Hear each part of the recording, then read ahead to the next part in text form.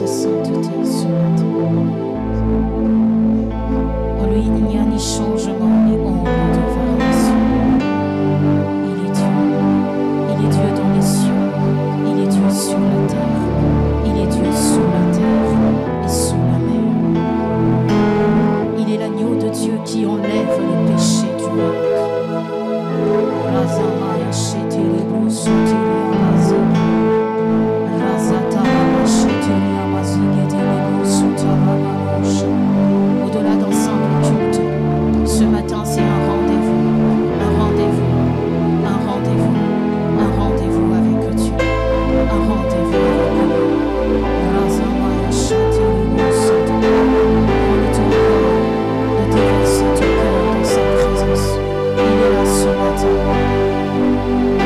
Le ciel est ouvert en ce lieu. Shai, Kadosh, Kadosh, Kadosh. Zadabare, Shade, Kadosh, Kadosh, Kadosh. Qui veut dire saint, saint, saint, saint, saint, saint. Kadosh, Kadosh, Kadosh. Kadosh, Kadosh, Kadosh.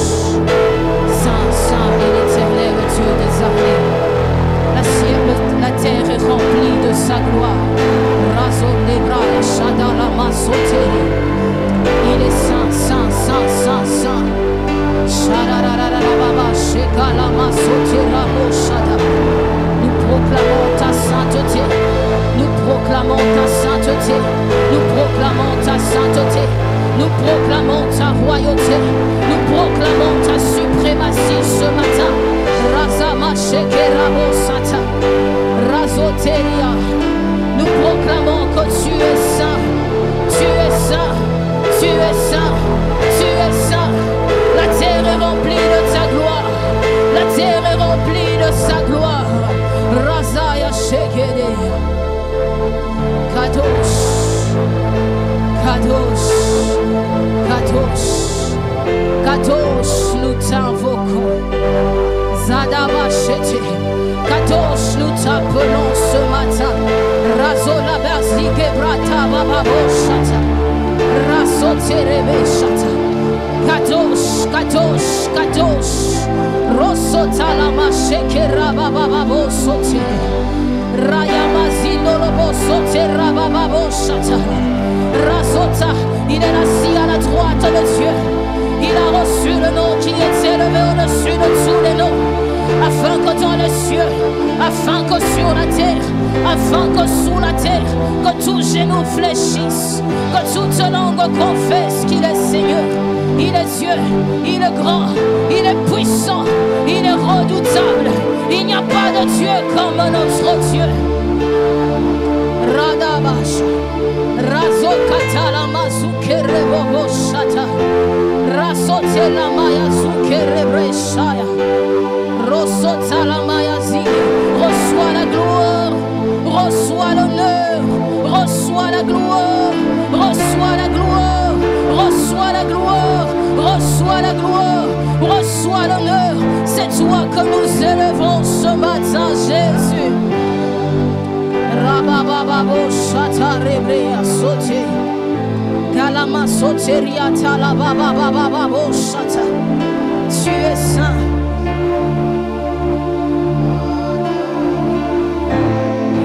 Yes, yes, yes. Monte, monte, monte, monte, monte. Rasote Shadabaya Sotara Mamame Sata. Tu es très saint. La terre est remplie de ta gloire. La terre est remplie de sa gloire.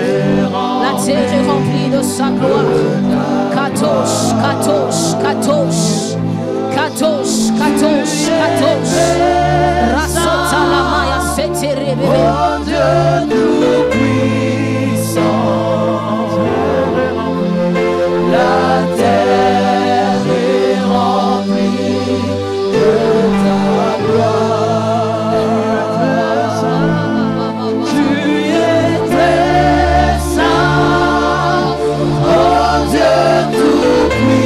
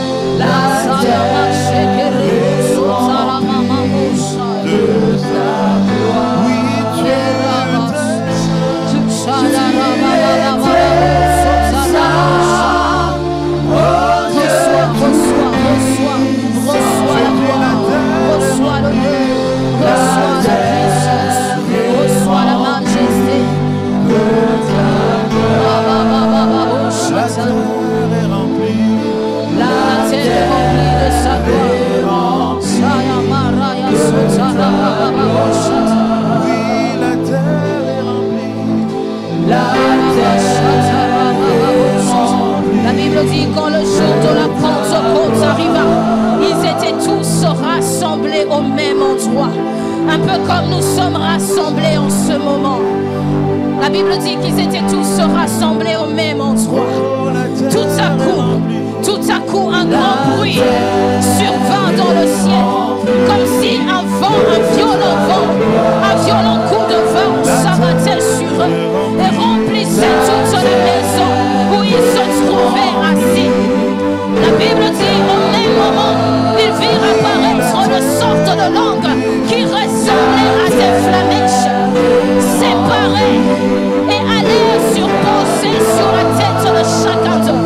Aussitôt, ils furent tous remplis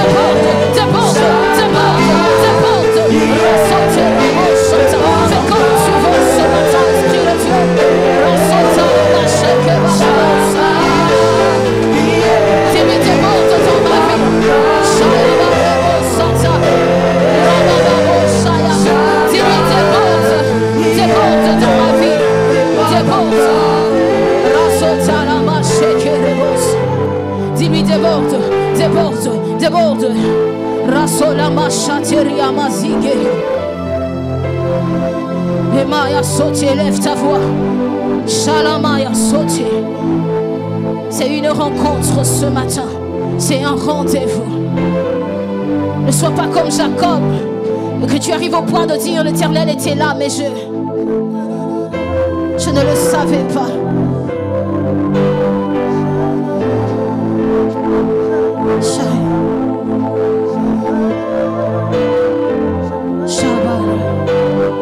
Des fois les mots ne suffisent pas pour exprimer la faim, pour exprimer la soif que l'on a de Dieu. Des fois c'est juste un cri. Des fois ça prend la forme d'un cri.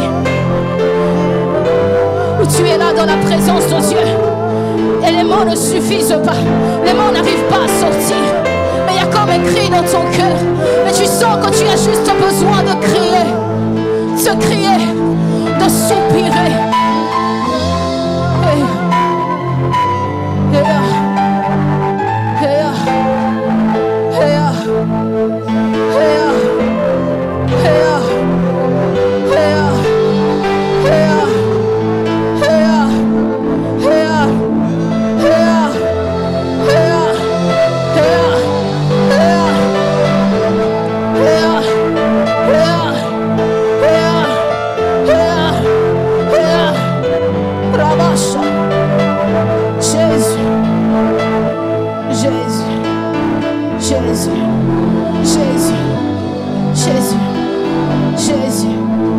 Ce matin, il est près de toi.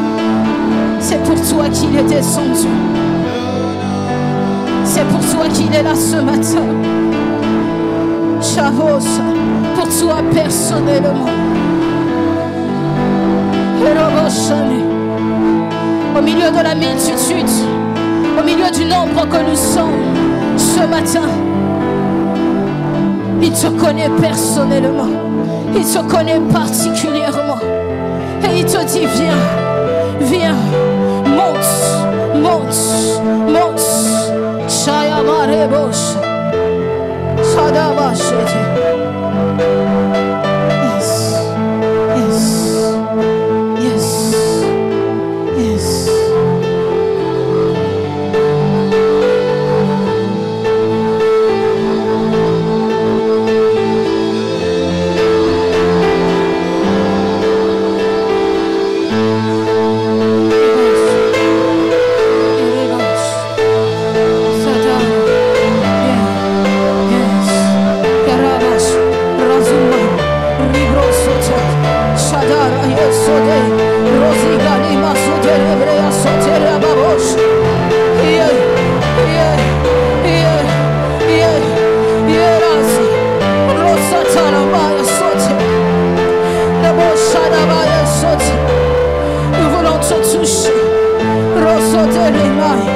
Nous voulons rester demeurer dans sa présence.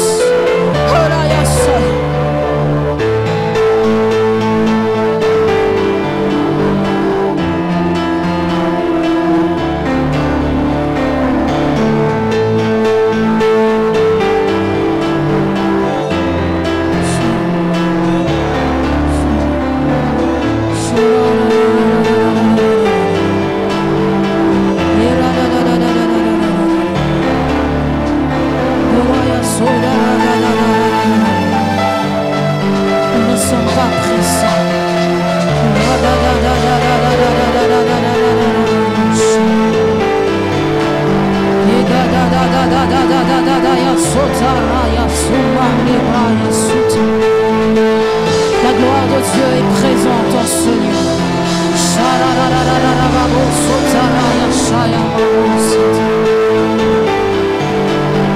On va juste laisser le piano. Rasota la mashaya mazigere boshaya.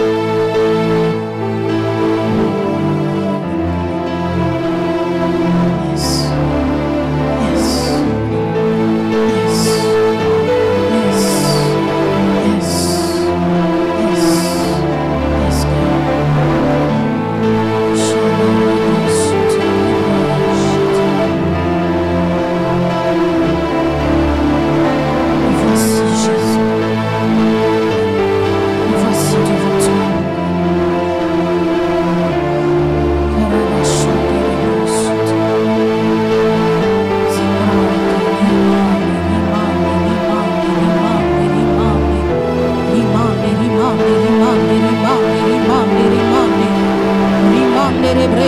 terebe shadara da da da ya sota. Thank you. Zada da da da da da da da da. Zoda da da da da da da da ya soteria soka. Il est en train d'agir ce matin. Il est en train de transformer. Il est en train de toucher. Il est en train de guérir, de délivrer. Soukaterele subraya sutalama shikete. Au nom de Jésus, au nom de Jésus, au nom de Jésus, au nom de Jésus, sois libre, sois libre, sois libre maintenant au nom de Jésus, au nom de Jésus, tout esprit impur qui oppressait ta vie, au nom de Jésus, lâche prise maintenant, lâche prise maintenant, au nom puissant de Jésus, au nom puissant de Jésus, au nom puissant de Jésus, au nom puissant de Jésus.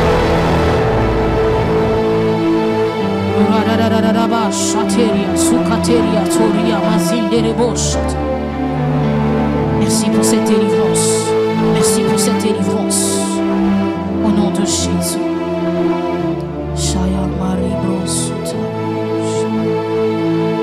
Au nom de Jésus. Merci Jésus. Merci Père. Merci pour ces moments. Merci parce que tu nous fais du bien. Merci pour ta présence. Merci parce que ce matin tu as créé une passerelle entre le ciel et la terre.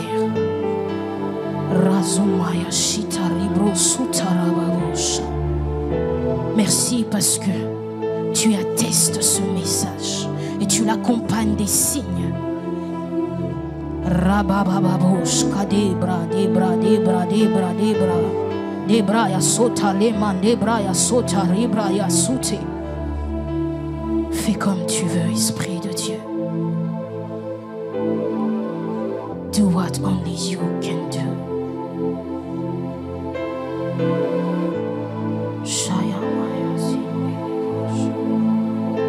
Merci Jésus. Merci Seigneur. Au nom de Jésus. Yes, Lord. Merci Jésus.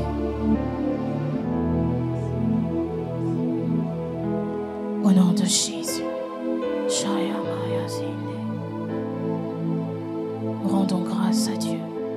Merci pour ce temps. Merci Jésus. Merci Esprit de Dieu.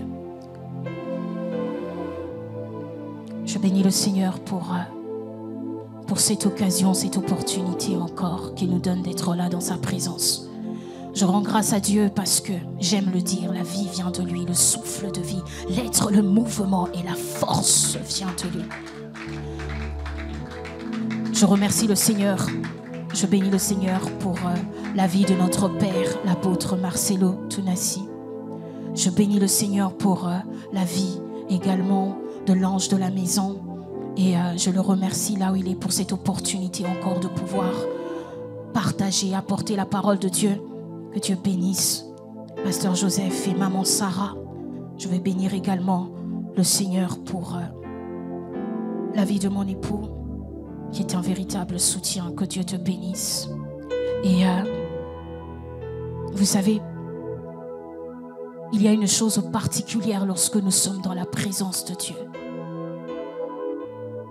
Ma prière ce matin, c'est que nous soyons ces hommes, ces femmes amoureux de la présence de Dieu. Depuis quelques dimanches, le pasteur est en train de nous parler de la présence de Dieu. Depuis plusieurs dimanches, il a commencé par parler de l'importance de la présence de Dieu dans la rentrée, l'importance de la présence de Dieu dans la famille et l'importance de la présence de Dieu dans ton quotidien. Je ne sais pas si vous ressentez ce que je ressens. J'aime à le dire, bien-aimé, la vie chrétienne n'est pas une fable, ce n'est pas une légende, ce n'est pas une vie qui est censée être vécue en racontant les exploits des autres avec Dieu. Mais la vie chrétienne est une vie d'expérience. Une vie d'expérience. d'expérience avec Dieu. Ma prière est que lorsque l'on parle de la présence de Dieu, que ce ne soit pas juste un message de plus, un concept ou quelque chose qui est simplement dans votre esprit rattaché à un lieu. À l'église, non, la présence de Dieu est plus grande que cela, plus puissante que cela. Même si elle peut se manifester et que nous pouvons la ressentir de manière physique dans notre corps. Parce que oui, certaines peuvent ressentir une chaleur, certains peuvent ressentir des frissons, d'autres peuvent rire lorsque la présence de Dieu est manifeste à un endroit. Mais cela ne se limite pas aux manifestations. Il y a plus que ça. Il y a plus que ça.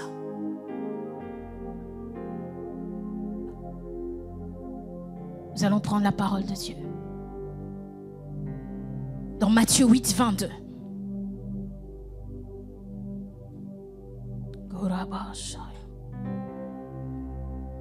Nous allons continuer dans cette même pensée. Nous parlerons ce matin des bénéfices et exigences de la présence de Dieu. Matthieu 8, 22. Je nous prie de nous lever, s'il vous plaît. Matthieu 8, 22, la Bible dit: un jour, Jésus monta dans une barque avec ses disciples. Il leur dit: passons sur l'autre rive du lac. Et ils partirent. Verset 23. Pendant qu'ils naviguaient, Jésus s'endormit. Un tourbillon s'abattit sur le lac. La barque se remplissait d'eau et ils étaient en danger.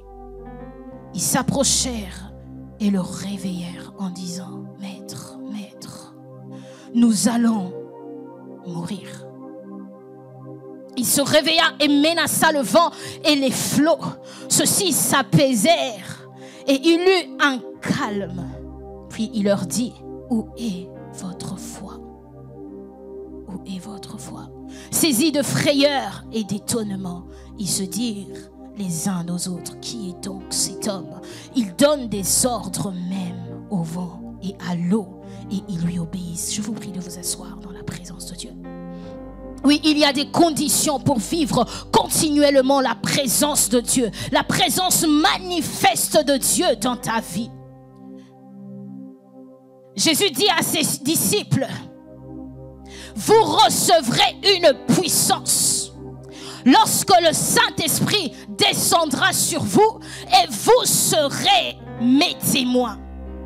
Un témoin bien-aimé est une personne qui certifie ou qui peut certifier de quelque chose ou qui peut en témoigner. Un témoin est quelqu'un qui a la capacité, qui peut certifier de quelque chose, qu'il a vu, qu'il a expérimenté et qui peut l'attester. En droit, un témoin est une personne en présence de qui s'est accompli un fait et qui est appelé à l'attester en justice. On ne peut pas être témoin par procuration. Je nous disais tout à l'heure, la vie chrétienne est une vie d'expérience. Et c'est à cela que Dieu veut t'emmener. Lorsque tu vas parler de lui, lorsque tu vas témoigner de lui, ça ne sera pas des choses que tu auras simplement entendues. Ça ne sera pas des choses, simplement des histoires des autres, mais des choses que tu auras personnellement expérimentées avec Dieu. Et croyez-moi, bien-aimé, il y a une différence lorsque tu parles de choses que tu as entendues et lorsque tu parles des choses que tu as expérimentées. Parce que lorsque tu as entendu, le diable peut venir te dire, comme à Ève, est-ce que Dieu a réellement dit?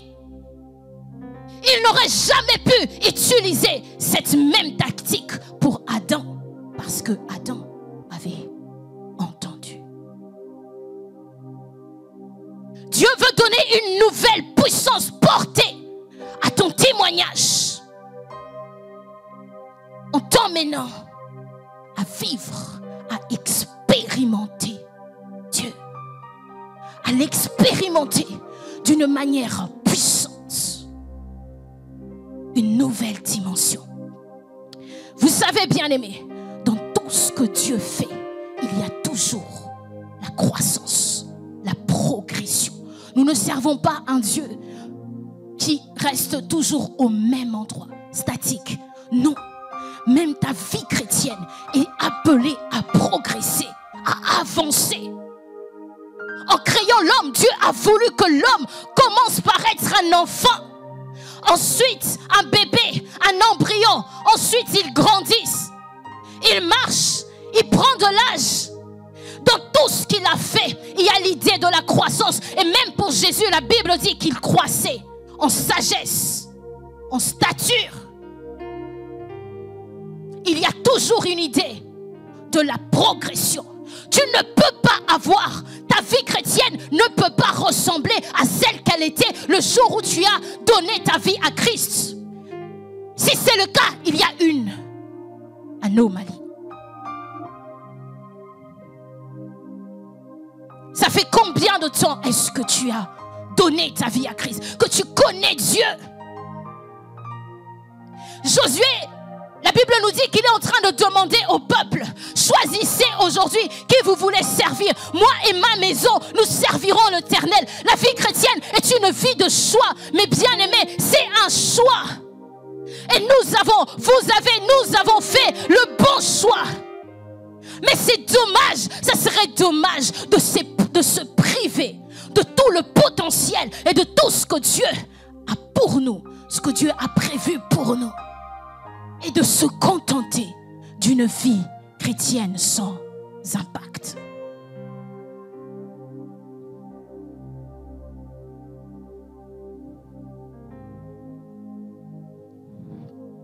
Si on te demande aujourd'hui de parler de Dieu, parle-nous de Jésus, de l'expérience personnelle dans ta vie, pas l'expérience des autres.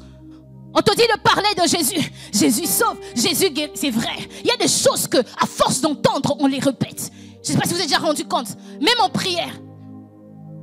Des fois, tu as tellement entendu quelqu'un à côté de toi, ou même pour certains, ton pasteur, ou tes parents, ou quand tu étais tout petit, ils répétaient certaines phrases dans les prières. Et des fois, tu peux te retrouver automatiquement à le dire.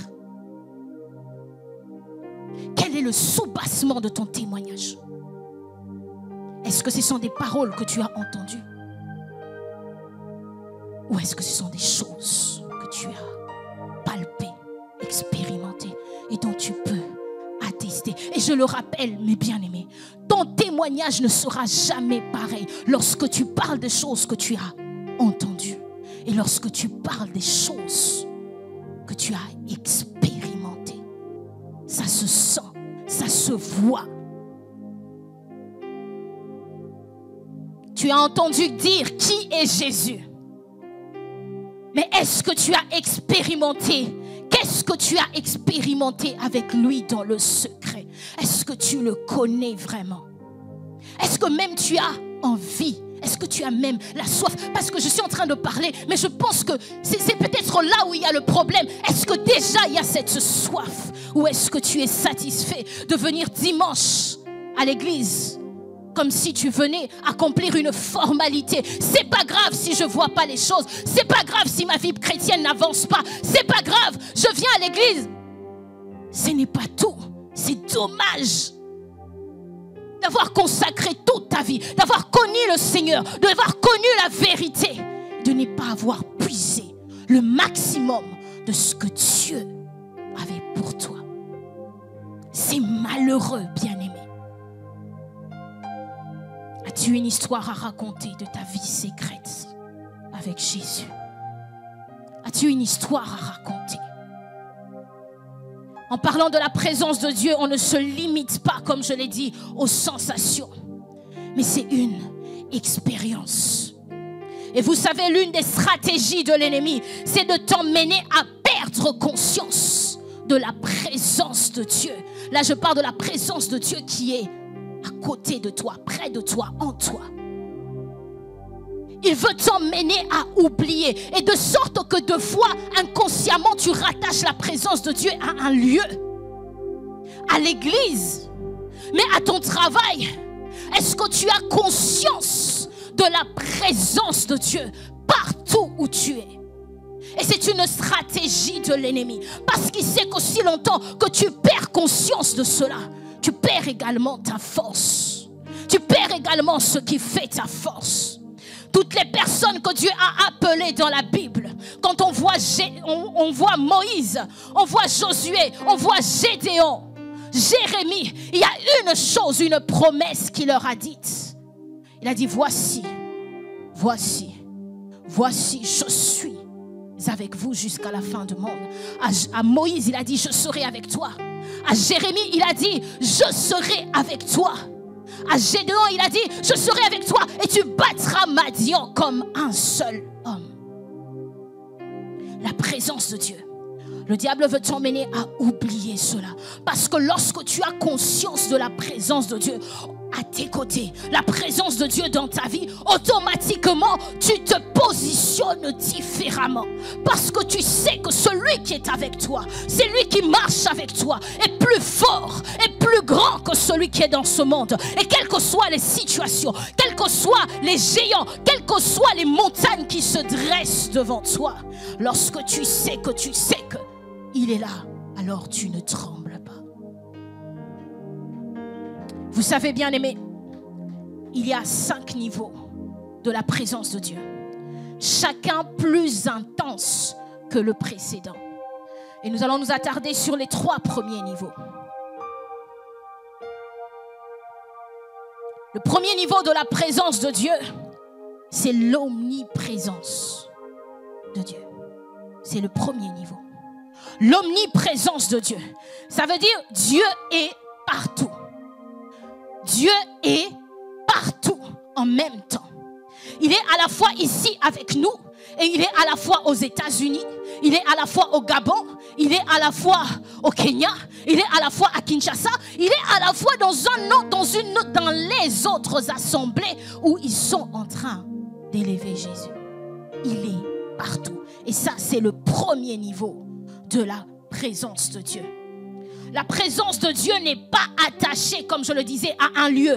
Tu n'as pas besoin d'être dans le bâtiment de l'église pour ressentir ou croire que Dieu est avec toi. L'omniprésence de Dieu, comme je le disais, stipule ou l'omniprésence de Dieu veut dire qu'il est partout. C'est-à-dire même dans ta chambre, Dieu est là. Même lorsque tu es en train de prendre ta voiture, d'aller au travail, quel que soit l'endroit où tu es, Dieu est là. C'est-à-dire que tu peux prier partout. Tu n'as pas besoin, ce n'est pas parce que tu es dans un lieu particulier. Ce n'est pas parce que tu es à l'église que lorsque tu pries, Dieu t'entend plus. Non, il est partout. Partout là où tu vas l'invoquer, il t'écoute. Tu peux prier sur la route, tu peux prier dans le parking, tu peux prier dans ta cuisine. Partout là où tu es, Dieu est là. Et c'est important de comprendre ce fondement de notre foi, l'omniprésence de Dieu. Psaume 139, 7. David est en train de dire, où pourrais-je aller loin de ton esprit? Il dit, où pourrais-je fuir loin de ta présence? Si je monte au ciel, tu es là. Si je me couche au séjour de mort, te voilà. J'aimerais te dire aussi, quel que soit le lieu, l'endroit où tu te trouves, que ce soit dans les rêves ou physiquement, Dieu est là.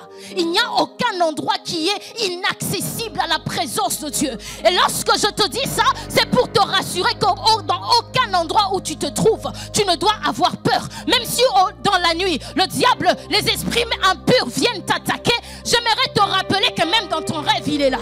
Oh, tu n'as pas compris. Je disais que lorsque tu comprends cela, quel que soit l'endroit où tu te trouves, cet endroit où peut-être peut créer de la peur en toi, laisse-moi te dire que Dieu est là aussi. Dieu est là aussi. Il est partout. Il est partout en même temps. Il dit, si je prends les ailes de l'aurore pour habiter à l'extrémité de la mer. Là aussi, ta main me conduira. Même dans la mer, il est là. Et la personne encore, l'image encore qui représente cette omniprésence de Dieu, c'est avec Jonas. Alors qu'il désobéit à Dieu, il prend une décision contraire à ce que Dieu lui a demandé de faire. Il se retrouve dans le ventre du poisson. Il se retrouve dans le ventre du poisson. Mais même là aussi, Dieu est là. Même là aussi, Dieu est là. La Bible dit qu'il s'est mis à pleurer, à crier à Dieu, à prier. Et dans le ventre du poisson, Dieu a entendu sa voix. Je ne sais pas dans quelle situation. J'aimerais te dire, c'est valable pour les endroits physiques et spirituels. Dieu est partout et il agit partout. Que rien ne te fasse peur. Jonas dans le ventre du poisson, il a crié à Dieu et Dieu l'a entendu. Dans quelle situation est-ce que tu te retrouves spirituellement? Laisse-moi te dire que Dieu est avec toi. Dieu est avec toi. Il ne t'a pas abandonné. Il ne te délaissera pas. Il n'y a aucune circonstance de ta vie qui peut lui faire peur au point d'empêcher que sa présence soit manifeste dans ta vie. Et lorsque tu comprends que Dieu est là, alors tu regardes les situations différemment. Lorsque les hommes regardent les situations et ont peur, et certains vont te dire, mais on est dans la même situation, mais je remarque que tu as la joie. Je remarque que tu n'es pas inquiet. En fait, c'est parce que vous fonctionnez pas sur la même longueur d'onde. Parce que tu sais que Jésus-Christ est là. Sa présence est là. Rien ne va m'arriver. Je me souviens, quand on était en train de passer les examens d'État, pas les examens d'État, mais quand j'étais à la fac, j'avais une amie et on venait de finir les examens, un examen, et c'était très difficile. C'était difficile. Mais il y avait une chose. Elle me regarde, elle me dit, mais Rituel, je ne comprends pas. Soit tu m'as menti, ce n'était pas difficile, mais je ne comprends pas ta réaction. Il y a un contraste entre ta réaction et la réalité qu'on vient de voir. Je ne savais pas. Je dis, écoute, je ne suis pas inquiète. Elle me regarde et me dit, mais ce n'est pas normal. Je dis, non, j'ai la paix en moi. J'ai la paix par rapport à ça. Parce que rien ne peut m'emmener rien ne peut me troubler. Rien ne peut me troubler. Je ne savais pas d'où allait venir la solution, mais je savais qu'il allait créer un chemin. Comment il va créer le chemin, c'est pas mon problème. C'est son problème. Mais moi, je sais qu'il frayera un chemin. Comment il le fera? La fin, je ne sais pas. Il a dit, les projets que j'ai formés pour toi sont des projets de bonheur et non de malheur, afin de te donner un avenir et de l'espérance. Ça veut dire que peut-être qu'au courant de la route, tu as l'impression que les choses, tu vis le contraire. Laisse-moi te dire, tant que ce n'est pas le bonheur, ça veut dire que ce n'est pas la fin. Ça ne peut pas finir autrement que par le bonheur. Il a dit, les projets, le plan que j'ai formé pour toi sont des plans de bonheur et non de malheur. C'est-à-dire que si ce n'est pas encore le bonheur, attends encore un peu, c'est en train d'arriver. Attends encore un peu, parce que la Bible dit, il est impossible que Dieu monte.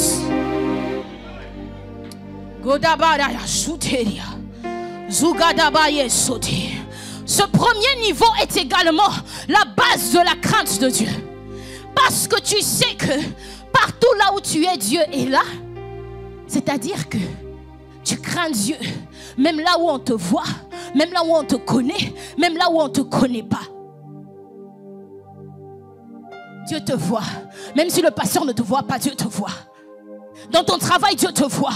Dieu est présent, donc Dieu te voit. Dans ta maison, Dieu te voit, Dieu te connaît. Au-delà même de ça, il connaît tes pensées. Aucun homme ne peut voir tes pensées. Mais Dieu voit, Dieu te connaît. Le deuxième niveau de la présence de Dieu, c'est, j'aime ça, la présence manifeste de Dieu. On a dit le premier niveau, c'était l'omniprésence. Dieu est partout. Après, on monte un peu. Il y a la présence manifeste.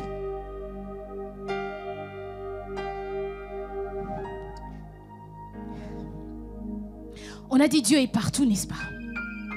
Il est aussi dans le stade, il est aussi partout, Dieu est là.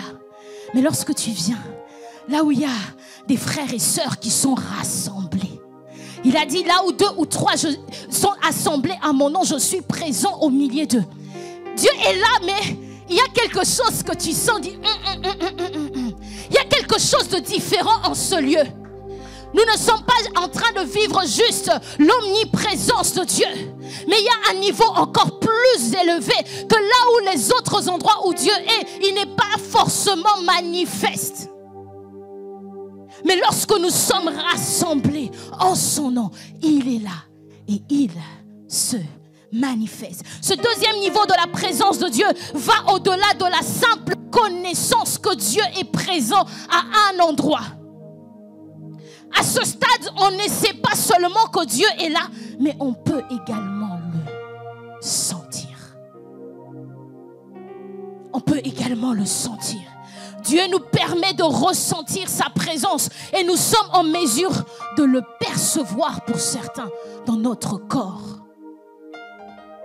Voilà pourquoi il y a des personnes qui vont regarder, ils vont dire « Ah mais ils sont à l'église, ils sont en train de pleurer. » Vous savez, des fois, lorsque la présence de Dieu est manifeste, Dieu, c'est comme une passerelle, c'est comme une petite tape où Dieu nous dit je suis là, je suis présent. Et chacun va le percevoir différemment. Il y a certains, lorsque la présence de Dieu est manifeste, tu sens comme si tes oreilles sont en train de chauffer.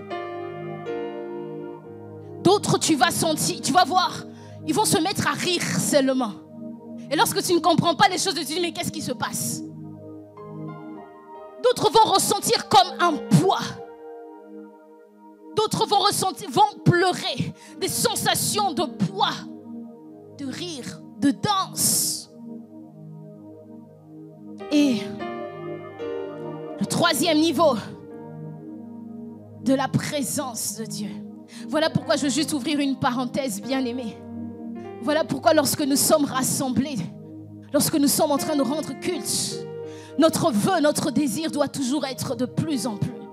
On ne peut pas faire un culte où on vit l'omniprésence de Dieu. C'est pas normal. Pas que ça, mais plus.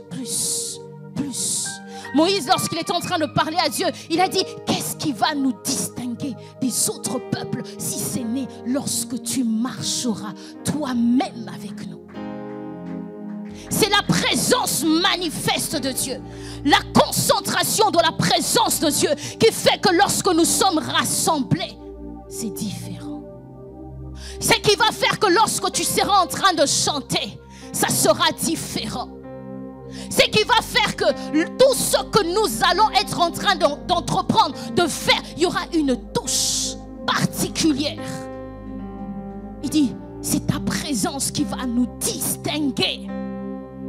C'est ta présence qui va nous distinguer. Si la présence de Dieu n'est pas manifeste, palpable, si ce n'est pas quelque chose que nous désirons fortement dans nos cultes, les personnes vont rentrer ici et vont sortir tels qu'ils sont venus. Il n'y aura aucune différence. C'est comme si on serait un club, mais on ne l'est pas parce que la présence de Dieu est concentrée. Tu portes la présence de Dieu. Je porte la présence de Dieu. Nous portons la présence de Dieu. Et lorsque nous arrivons, là, il y a une concentration de la présence de Dieu. Le troisième niveau, c'est la présence agissante de Dieu. Je reprends le premier niveau, omniprésent, il est partout. Le deuxième niveau, il se manifeste. Certains le ressentent d'une certaine manière. Et le troisième niveau, c'est-à-dire que Dieu n'est pas seulement là, mais il a agi.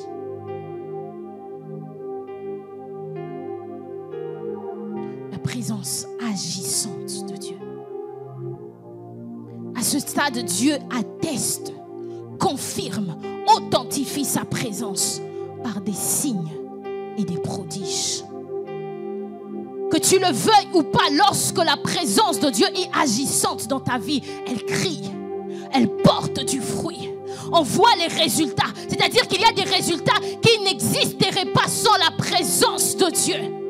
C'est-à-dire que lorsque la présence de Dieu est agissante dans ta vie, est agissante quelque part, il y a des choses qui se passent. Il y a des phénomènes qui arrivent. Il y a des choses qui arrivent qui n'arriveraient pas si la présence de Dieu n'était pas palpable, n'était pas agissant dans ce lieu.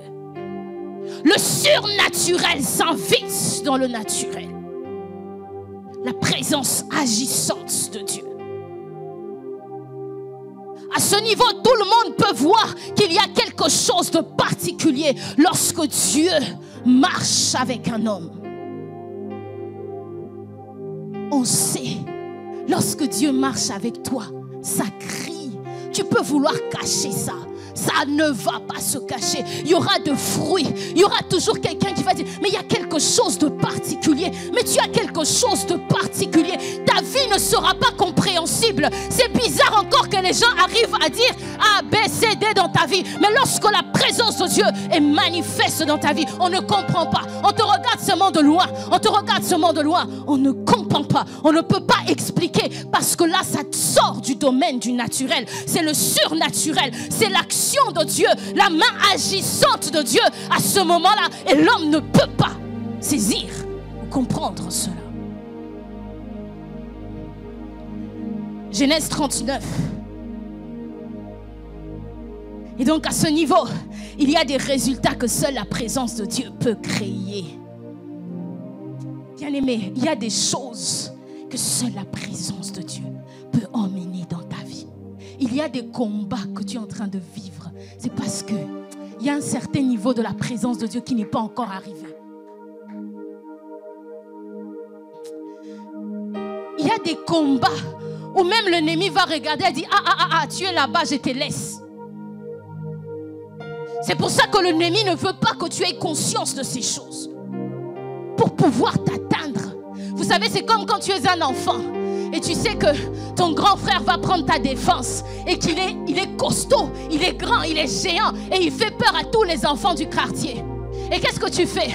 Tu vas déranger les gens, tu vas déranger. Après tu fais quoi? Tu cours vers ton grand frère, tu viens t'asseoir là et tu sais qu'il est là. Mais maintenant ils vont venir. Ils ne vont pas venir parce qu'ils ont peur, pas de toi, mais de celui qui est à côté de toi. Voilà pourquoi les enfants, comme ils savent que tu vas courir vers le grand frère là qui est costaud, ils vont aussi longtemps que tu n'es pas arrivé vers lui, ils vont tout faire pour t'empêcher. C'est ce que le diable veut faire, pour t'empêcher d'accéder, d'aller plus loin dans la présence de Dieu. Parce qu'il sait que là-bas tu deviens inatteignable. Là-bas il ne peut plus te toucher. Là-bas il ne peut plus rien faire contre ta vie. Voilà pourquoi il combat cela en toi. La présence agissante de Dieu. Genèse 39, 1 à 2. La Bible dit, or quand, on parle de l'histoire de Joseph, écoutez, or quand on eut emmené Joseph en Égypte, Potiphar, l'eunuque de Pharaon, prévôt de l'hôtel égyptien, l'acheta de la main des Ismaélites qu'il y avait emmené. J'aime ça. Et l'Éternel était avec Joseph. La Bible dit, et l'Éternel était avec Joseph. Et ça ne s'arrête pas là. Et, en d'autres termes, la conséquence, il prospéra. Et demeura dans la maison de son maître égyptien. Je vous ai dit non, ça ne se cache pas. Quand Dieu est avec toi, lorsque sa présence est agissante dans sa vie, tu voudras peut-être le fermer ou dire, je veux être, comment on dit, je vais essayer d'être discret. C'est pas discret. La Bible dit, et demeura dans la maison de son maître. Et son maître vit. Son maître a remarqué, Joseph a quelque chose de différent. Joseph n'est pas allé lui dire, écoute ce qui se passe dans ma vie, tu sais moi d'où je viens. Je suis enfant de ceci, je suis hébreu. Des fois tu n'auras pas besoin de dire, mais ce que Dieu va faire au travers de toi va crier tellement fort. La Bible dit, et son maître vit que l'Éternel était avec lui. et que l'Éternel faisait prospérer entre ses mains tout ce qu'il faisait. Il y a des promotions qui vont arriver seulement comme ça. Quelqu'un regarde et dit, il y a beaucoup de CV. Ils ont les mêmes profils. Mais je sens qu'il y a quelque chose de différent. Il y a quelque chose de particulier. Parce que tu portes la présence de Dieu avec toi. Et il dit, c'est pourquoi Joseph trouva grâce devant son maître. Il a trouvé grâce parce que son maître a remarqué qu'il avait quelque chose de différent. Et cette chose différente, c'est que l'Éternel était avec lui. Lui-même, il s'est regardé et dit non, même si ce sont mes affaires, mais le gars ici, il a une dimension que je n'ai pas. Il a quelque chose que je n'ai pas. Et la Bible dit qu'il trouva grâce aux yeux de son maître et il le servait. 1 Roi 18, 4. La Bible nous parle pour dire que ce n'est pas juste un élément. Et David, 1 Roi 18, 4, la Bible dit David réussissait en tout ce qu'il entreprenait car l'Éternel était avec lui. Bien-aimé, c'est dans la parole de Dieu. L'Éternel était avec David, il était avec Joseph et on pouvait voir, c'était visible dans leur vie. Ils n'avaient pas les mêmes résultats. Ils n'avaient pas les mêmes résultats. C'était visible que Dieu marchait avec lui. Et eux, ils sont dans l'ancienne alliance. Ils étaient dans l'ancienne alliance. Mais là seulement, Dieu n'est pas seulement avec toi. Il n'est pas seulement en toi. Il est avec toi. Bien-aimé, c'est ce genre de choses qui doit te révolutionner. Tu rentres chez toi, tu te prends ta Bible, tu dis Saint-Esprit, explique-moi un peu, c'est où il y a le problème, pourquoi chez moi ça ne fonctionne pas. Tant que tu n'es pas fâché contre certaines choses, ça va continuer. Dieu a déjà parlé, la parole a été libérée. C'est toi qui dois prendre la décision, qui dois prendre tes responsabilités. Si ça ne fonctionne pas, ce n'est pas la faute de Dieu, c'est toi qui n'a pas encore rempli ta part. Tant que tu acceptes ta réalité comme étant normale, ça va continuer. Mais tu sais ce qui est marrant avec tout ça, c'est que le temps passe. Un jour est comme 1000 ans, 1000 ans comme un jour. Dieu a le temps. Toi tu l'attends, lui aussi t'attend. La Bible dit dans 2 Samuel 6, 8 à 12. La lecture est un peu grande, un peu longue, mais je crois que ça en vaut la peine. David s'irrita de ce que l'Éternel avait ouvert. Ça, c'est l'histoire de Obed-Édom, de Uza. Ouvert une brèche en frappant Uza. C'est quand l'arche de l'Alliance était revenue en Israël. Le coffre. Et il appela de ce lieu Péré-Uza, brèche Uza, parce que Uza avait voulu, l'arche avait voulu tomber et Uza avait mis sa main et Dieu avait ouvert la terre et Uza était tombé. Non, brèche d'Uza, non qu'il porte encore aujourd'hui. Ces jours-là, David prit peur de l'Éternel et il se demanda comment oserais-je faire venir le coffre de l'Éternel chez moi. Il renonça donc à transporter le coffre de l'Éternel chez lui. Le coffre de l'Éternel représentait la présence de Dieu. Lorsque le coffre de l'Éternel arrivait dans les batailles, le peuple de Dieu était déjà dans la joie parce qu'il savait que Dieu est arrivé. Dieu est venu, il est entré dans la bataille, c'est-à-dire que la victoire nous est assurée. La Bible dit ensuite, il renonça donc à transporter le coffre de l'Éternel chez lui dans la cité de David et il fit déposer dans la maison d'Obed-Édom, un homme originaire de Gath. Écoutez, le coffre y resta 3 mois. En 3 mois, écoutons ce qui s'est passé avec un coffre qui représentait la présence de Dieu. Enfin, le coffre y resta 3 mois. Et l'Éternel bénit Obed-Édom et toute sa famille. On fit savoir au roi David que l'Éternel avait béni la maison d'Obed-Édom et qu'il avait fait prospérer tous ses biens à cause du coffre de Dieu. Juste un coffre. Juste un coffre. Juste la présence de ce coffre dans la maison d'Obed-Édom. Il n'y a pas demandé 10 ans. Ça fait combien de temps que tu es dans le Seigneur? Ça n'a pas demandé 15 ans. En 3 mois, sa vie a changé. Sa vie a été bouleversée. Et la Bible nous précise que c'était à cause de la présence du coffre.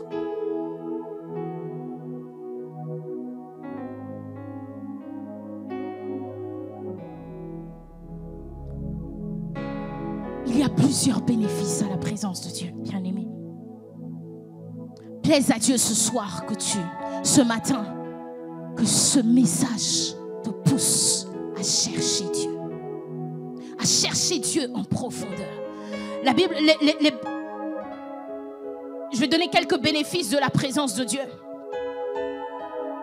C'est que lorsque tu as conscience de cela, cela transforme et change ta conception des choses et ta vision. Tu deviens une personne inébranlable. Lorsque tu as conscience de la présence de Dieu, lorsque tu sais que Dieu est là, alors ton mindset est changé. Ta façon de voir est transformée. La Bible dit, nous avons lu dans Matthieu 8, 22. Lorsque tu es un homme et une femme de la présence de Dieu, l'un des signes, c'est que tu es calme. Tu es calme au milieu de la tempête. Lorsque les hommes sont agités, lorsque les circonstances agitent les hommes, toi, tu es calme. Tu restes calme, tu restes tranquille parce que tu sais dans la présence de qui tu demeures. Et lorsque tu es un homme de la présence de Dieu, alors Dieu te parle, il te communique des choses. Tu vois les choses en avance. Lorsque les autres viennent découvrir les situations, toi, Dieu t'avait déjà prévenu de cela. Tu as vu ça dans la présence de Dieu. Et voilà pourquoi vous ne pouvez pas avoir les mêmes réactions face aux circonstances. Et lorsque tu es un homme de la présence de Dieu, tu connais ton Dieu. Tu connais la manière d'agir de Dieu. Il y a des choses bien aimées. Il y a des situations qui ne peuvent pas te créer le trouble, qui ne peuvent pas troubler ta foi lorsque tu connais Dieu. Tu te retrouves au chômage, tu perds ton emploi, tu veux abandonner Dieu. Ta connaissance de Dieu est petite. Mais lorsque tu as une connaissance profonde, une relation, tu es un homme de la présence de Dieu, tu sais que Dieu n'a pas besoin d'un emploi pour pourvoir à tes besoins.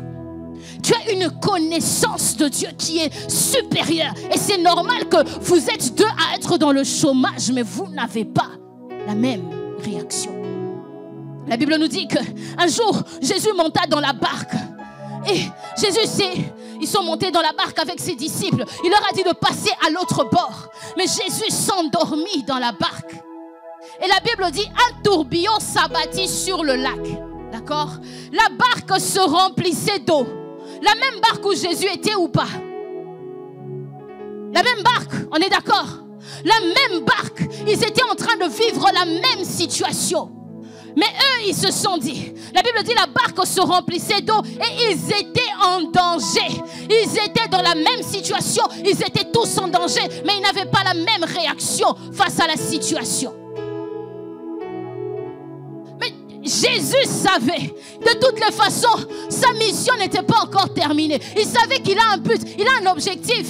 Il dit que les vents se lèvent, que ça se calme, rien ne m'arrivera. Rien n'arrivera. Il leur a dit, votre foi est encore petite. Et vous savez, tout ça a à voir avec la connaissance. Et plus tu es un homme de la présence de Dieu, plus tu es un intime de Dieu, plus tu apprends à le connaître, plus tu apprends à connaître. Et cela augmente ta foi. La Bible dit, ils s'approchèrent et réveillèrent en disant, Maître, Maître, nous allons mourir. Il se réveilla et menaça le vent et les flots. Ceux-ci s'apaisèrent et il eut un calme. Puis il leur dit, oui, où est votre foi? Est-ce qu'ils croyaient vraiment que Jésus pouvait leur dire, allons dans l'autre bord, et puis il meurt en chemin? Est-ce que tu crois vraiment, avec toutes les promesses que Dieu a dites sur ta vie, quelqu'un va aller parler là-bas, je ne sais pas, et faire des incantations, et puis ça t'atteint vraiment? Il y a des choses qui t'atteignent parce que tu crois que ça peut t'atteindre. il y a des blocages qu'ils ont lancés seulement au cas où. Mais comme tu y crois, ça t'atteint. C'est toi qui ouvres la porte. Mais lorsque tu as une certaine connaissance, tu dis, que tu veuilles pas, le plan de Dieu s'accomplira dans ma vie. Je réussirai. Et lorsque tu as cette connaissance, tu n'as pas besoin que les circonstances changent. Pourquoi? Je sais que je réussirai. Je sais que je trouverai du travail. Je sais que j'atteindrai ma destinée. Même si maintenant ça a l'air de ne pas fonctionner. Mais je sais que j'y arriverai. Parce que celui qui m'a promis, celui qui a fait la promesse est fidèle.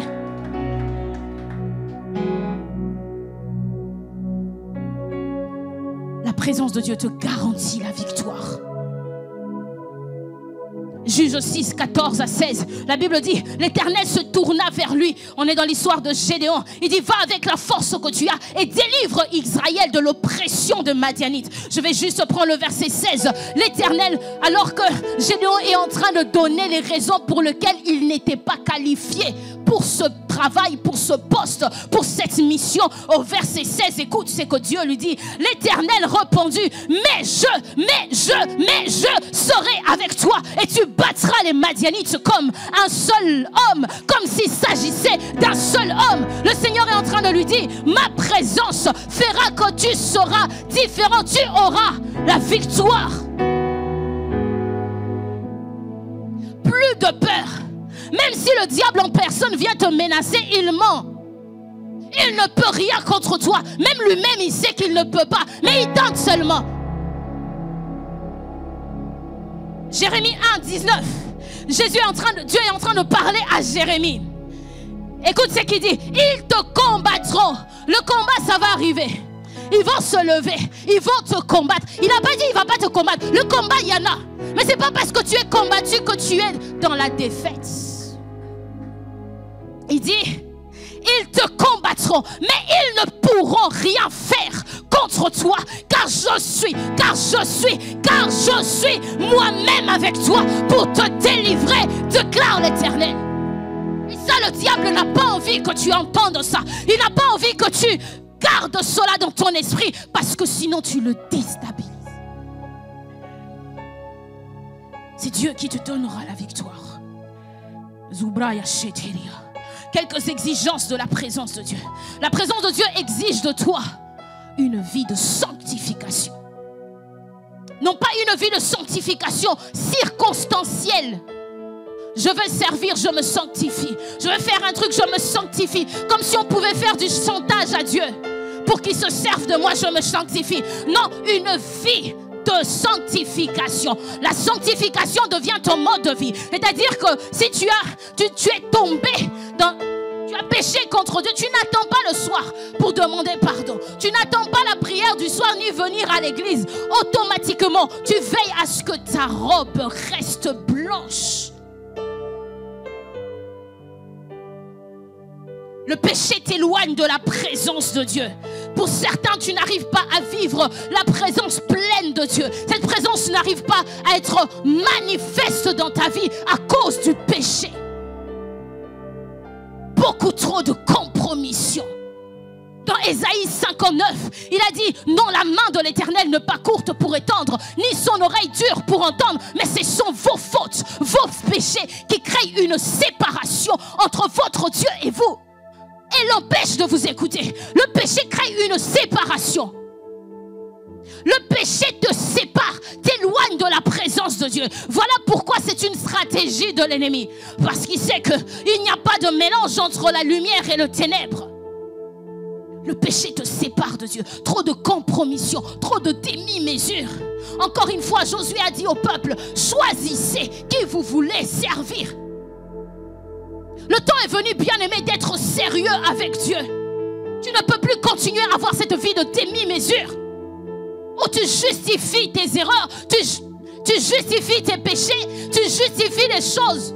Laisse-moi te dire, je le dis souvent, je le dis à moi.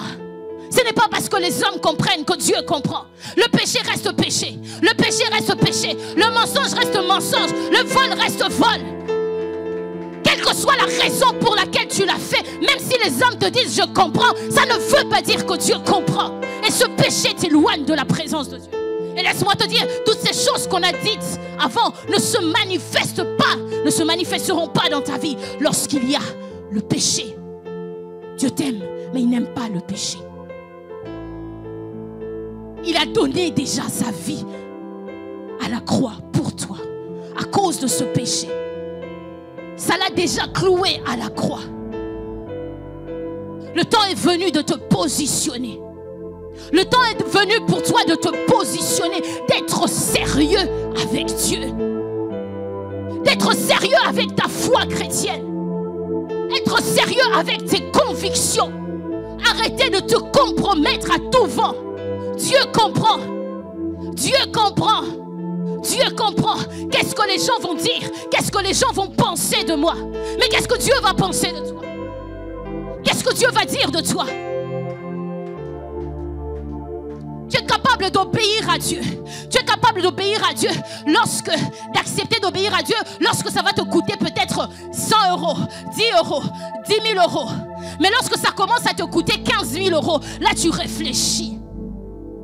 Quel est le niveau de ton obéissance à Dieu? Est-ce que c'est un niveau total? Tu as un plafond. Il y a des choses bien aimées, parce que tu n'es pas exposé à ça, tu crois que ça ne m'atteint pas. Mais en réalité, lorsque tu es exposé à certaines choses, on voit où va vraiment ton cœur. Le temps est venu pour toi de te positionner pour Dieu. De te positionner pour Dieu. Dieu t'a fait grâce, tu le connais, tu l'as accepté comme Seigneur et Sauveur. Alors pourquoi cloches-tu encore des deux côtés? Un peu de Dieu, un peu du monde, un peu du mensonge, un peu de ceci, un peu de la vérité. Il dit dans Apocalypse, puisque tu n'es ni chaud ni froid, je te vomirai. Le péché t'éloigne de la présence de Dieu. Il veut s'approcher de toi. Il veut t'aider dans cette situation difficile. Il voit la souffrance. Il voit ta réalité. Il a envie de venir, ma fille, mais il veut te toucher. Mais il ne peut pas. Sa sainteté l'empêche de te toucher parce que ta vie est enveloppée dans le péché.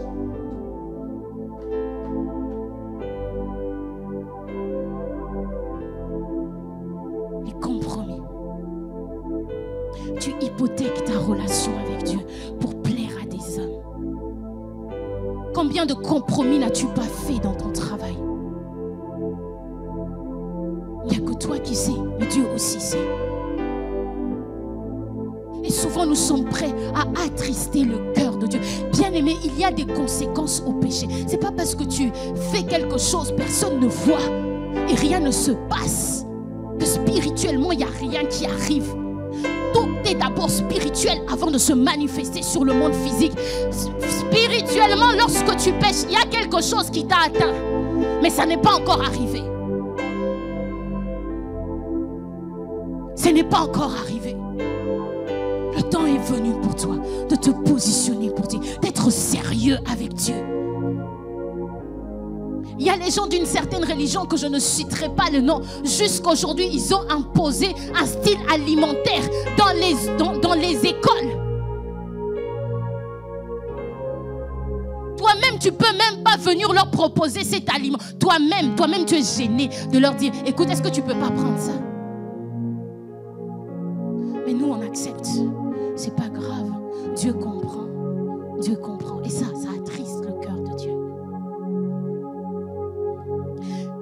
Psaume 24, la Bible dit, qui pourra monter à la montagne de l'Éternel? Qui pourra se tenir dans son saint lieu?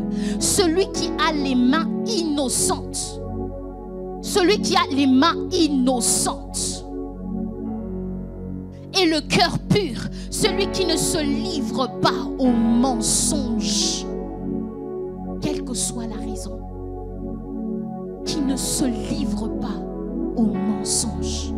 Au point où tu acceptes, tu sais que je vais dire la vérité, ça va me coûter. Tu dis, Seigneur, ok, j'accepte. C'est ça aussi la vie chrétienne. Quand on voit l'histoire des apôtres, comment ils sont morts? Comment est-ce qu'ils sont morts? Mais nous, on est trop habitués. On se dit, la vie chrétienne, ça doit être bien, ça doit être chic. Ça doit... Non, il y a des moments où il y a des tribulations et tu devras souffrir à cause de ta foi. Accepter de perdre le travail, accepter de perdre des réputations, accepter de perdre des relations pour préserver ta relation avec Dieu. Deuxième exigence de la présence de Dieu. L'intimité avec Dieu. Ce qui est bien, c'est que demeurer dans la présence de Dieu implique ou a comme conséquence une plus grande intimité avec lui. Et c'est un cercle vertueux. C'est-à-dire, plus tu passes du temps dans la présence de Dieu, tu grandis en intimité avec Dieu. Et plus tu grandis en intimité avec Dieu, tu passes du temps dans la présence de Dieu.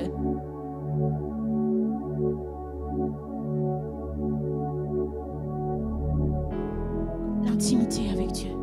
L'intimité dans ce contexte signifie la proximité, la connaissance, l'attachement, la complicité, la confiance, le secret avec le Seigneur. Nous allons atterrir par là. Est-ce que nous pouvons nous lever, s'il vous plaît? Parce que notre temps est imparti. Et j'aimerais prendre cette dernière exigence. J'aimerais demander au groupe de louanges si nous pouvons monter, s'il vous plaît.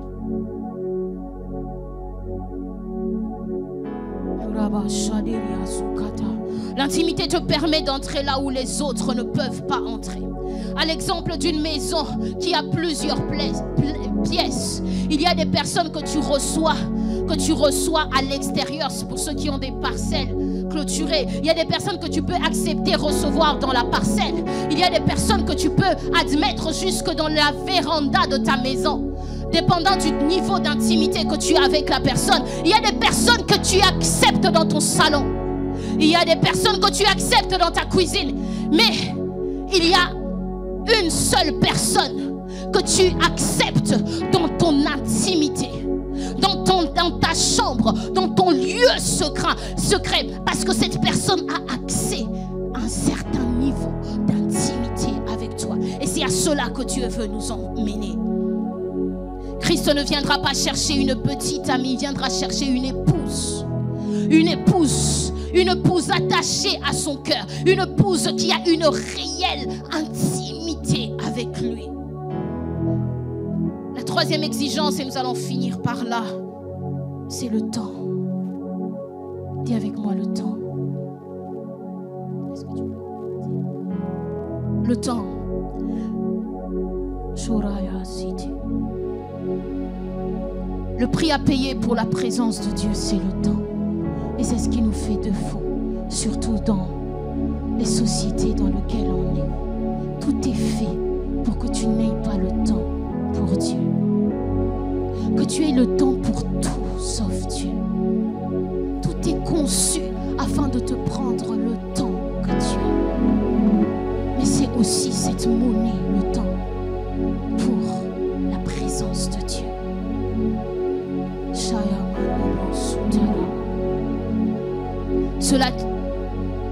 Cela te demandera de payer le prix par rapport au temps. Et j'aimerais te dire, toi qui l'ennemi te fait comprendre, il te dit, écoute, toi tu es busy. Tu es busy.